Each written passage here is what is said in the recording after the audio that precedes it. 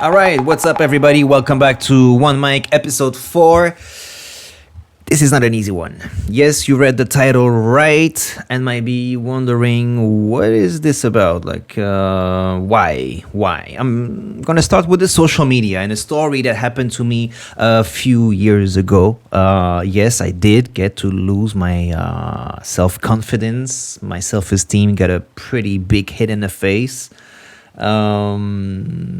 It starts with the socials. The social media is this place where everything is wonderful. Everyone is doing great and fine, and all is wonderful. I like to analyze and observe the less good situations, if I may put it this way. Observe in the dark times, in the most difficult ones. This is where you get the real gems. But the context, it is what it is. The socials, everybody knows what it's about. I'm starting with this because this was the starting point of this story. One day, a couple of years ago, I get a phone call from a fellow DJ who's a resident in a very, very notorious club in London, in the UK. The club is on Oxford Street, very strong cloud. Calls me up like, Jay, you want to take this spot? Like, I would love to have you spin at this place. I'm like, yo, this is dope, right? London, Oxford Street, sounds good. Only condition is my friend asked me to replace him and take his spot. In other words, play an all-nighter. That means playing through the whole night.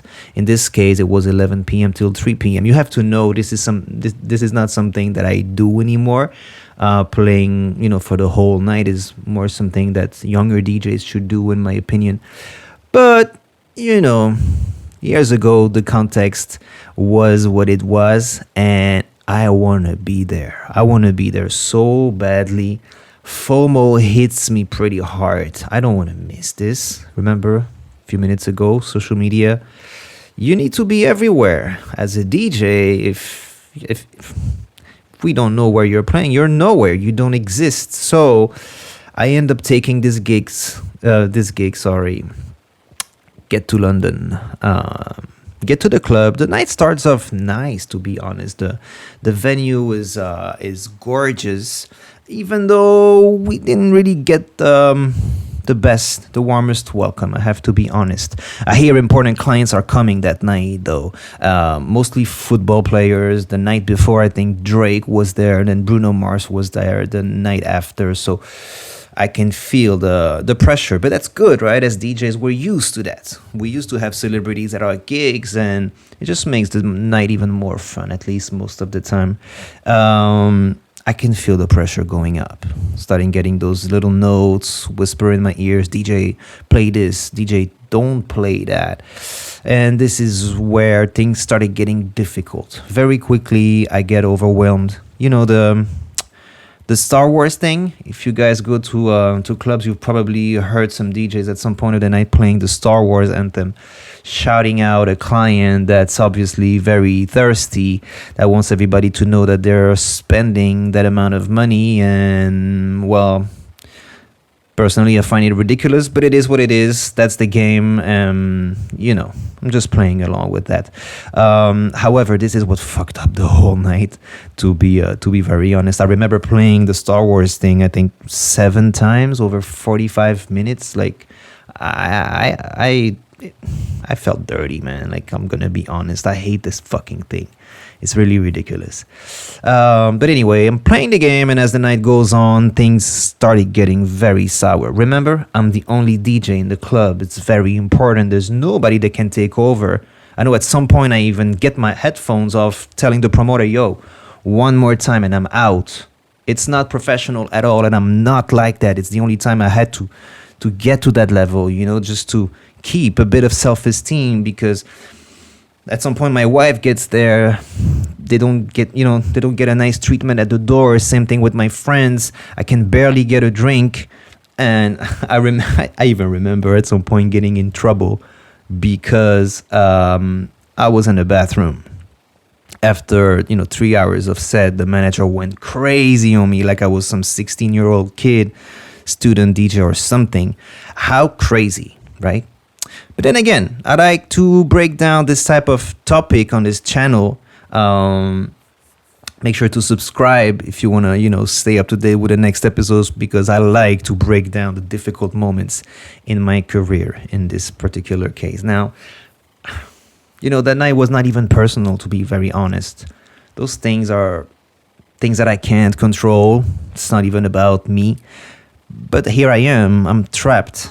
I'm playing at the wrong party. Now, don't get me wrong. People were having a great time. Champagne is flowing. Models everywhere. Football players. The place is packed. I even think we broke a record in terms of, money income and stuff. Anyways, it's a great party, but I'm not okay. I'm not okay, and I know I shouldn't have taken this booking. This one was not for me, but yeah, I want to be present. FOMO. I don't want to miss out. And if you know me a little, or you've been to one of my parties, I'm a maniac when it comes to DJing. Like, seeing people leave my dance floor drives me crazy. I'm the type of DJ. I'm from the generation of DJ that builds the momentum. Every song needs to, increase the level record after record. And now here I am playing Star Wars, 7 times in almost an hour. It's not me. I'm at the wrong place, but I'm a responsible man and I have to go all the way. Only problem is, I failed, man. I couldn't bring my magic to this party because I took the wrong booking. They wouldn't let me. Manager looking over my shoulder, telling me what to play, what not to play. I couldn't be myself. I was just the jukebox of the night. Now, some of you will tell me, yeah, so what, man? Snap out of it. It's money. It pays the bills. Move on already. But back then, it didn't resonate in me. I felt horrible the day after. Woke up in London, telling my wife, like, yo, I'm such a bad DJ. Look at last night. It was a big flop. Anyways, magic is important for me, and if you don't give me that playground, that space for me to bring my magic, then why the hell are you bringing me all the way to London from Brussels? But anyway, that's what was on my mind for weeks, months probably. Now, back in Brussels, I have a few gigs lined up in the next days, and it's simply not working, man. It's not working anymore. I remember becoming obsessed with what happened in London. For the first time, I show up in clubs with anxiety and fears. Like, really? This is something totally new to me, Why am I stressing like this? What if they don't like the music? What if I say the wrong things on the mic? Should I even be here? All the questions started popping through my mind, Stuck to me for a few months, desperately looking for the exit door of this awful spiral. The conclusion of this podcast is not about the gig in London. It's not even about me. This is just a story, an anecdote. But the fear of missing out will fuck you up. The fear of missing out will fuck you up. I realize I am my biggest competition, and I know it sounds cliche and all. You've heard this before, and but it took me some time to understand what that meant. In this particular case, I was not supposed to DJ that night. I was supposed to just turn it down and say, no, man, I don't do all-nighters, especially in a club that I don't know. What was I thinking? So some people will say, hey, it's money. Pay your bills, like I said. But with time, though, and this is where I'm going as a DJ, simply hopping on a train for money can help you, can save you on the short term. On the long term, you're not going to build anything. At least that's my opinion.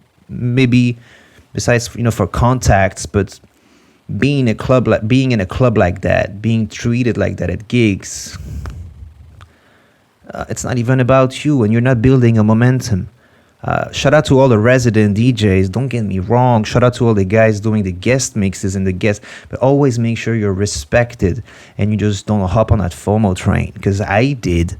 And it hit me hard, man. It took me a couple of months to just get out of there. And Just make sure you're in the right place, surrounded by the right people. Avoid the wrong environment, the wrong vibes. Sometimes when it just feels wrong, then just maybe don't go. Maybe you just shouldn't go, no matter how much they pay, because on the long term, it might hit you hard. So forget about the greed, the clout, and yeah, the good looks on Instagram. Please trust me. In my opinion, the real matter, the true question is: are you building your momentum, or are you wasting your time here? We don't always get the answer right away, but I know one thing. That's going to be the conclusion of this podcast. Know your worth. Know your value.